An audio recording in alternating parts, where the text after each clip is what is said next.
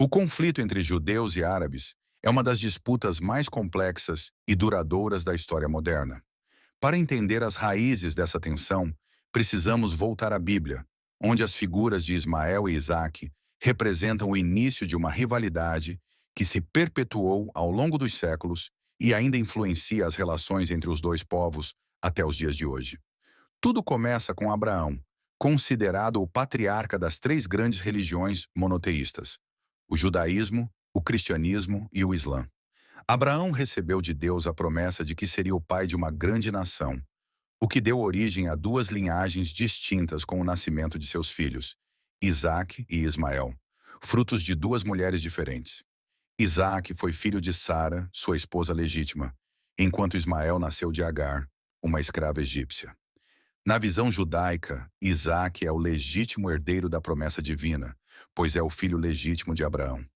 A Bíblia descreve a promessa de Deus de que a descendência de Isaque, os israelitas, herdariam a terra de Canaã, que mais tarde se tornaria Israel.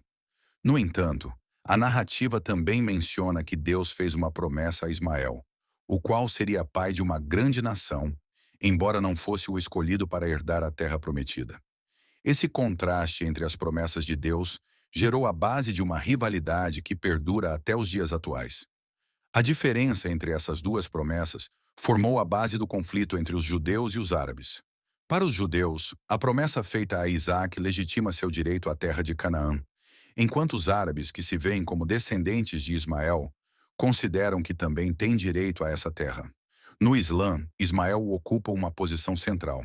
O Alcorão narra que ele e seu pai Abraão estabeleceram as bases para a adoração a Deus em Meca, colocando Ismael como o patriarca dos árabes e uma figura fundamental na identidade islâmica. Essa dualidade das promessas divinas, uma que favorece a descendência de Isaque e outra que favorece a descendência de Ismael, criou visões opostas sobre quem tem o direito à terra sagrada, especialmente em Jerusalém, que é uma cidade considerada sagrada tanto para judeus quanto para muçulmanos. Ao longo de muitos séculos, judeus e árabes viveram em relativa convivência sob diferentes impérios, como os romanos, bizantinos e otomanos. Durante esses períodos, as tensões não eram tão intensas como nas épocas modernas. Contudo, o século XX trouxe mudanças significativas com o movimento sionista, que visava a criação de um Estado judeu na Palestina. A fundação de Israel, em 1948, com a promessa de uma terra prometida para os judeus, gerou uma resistência feroz dos árabes que já habitavam a região, considerando a criação do Estado de Israel como uma ameaça à sua própria identidade e território. A rivalidade se intensificou após a criação de Israel, com uma crescente resistência árabe, principalmente dos países vizinhos. A narrativa bíblica de um povo escolhido e de uma terra prometida foi então entrelaçada com o nacionalismo moderno e as disputas políticas, o que alimentou ainda mais o conflito. Ambos os grupos, judeus e muçulmanos, começaram a usar suas tradições religiosas para justificar suas reivindicações territoriais. A religião desempenhou um papel central na intensificação do conflito. Para os judeus, a ideia de que eles são o povo escolhido por Deus, destinado a habitar a terra de Israel, foi usada para justificar a criação de um Estado judeu em território palestino. Para os árabes, a história de Ismael, um patriarca da fé islâmica, foi utilizada para reivindicar o direito sobre a Palestina e os territórios ao redor.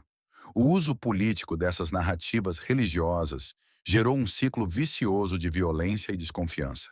O conflito não era apenas sobre a disputa territorial, mas também sobre uma luta existencial entre os descendentes de Isaac e os descendentes de Ismael, com cada grupo considerando-se o legítimo herdeiro das promessas divinas.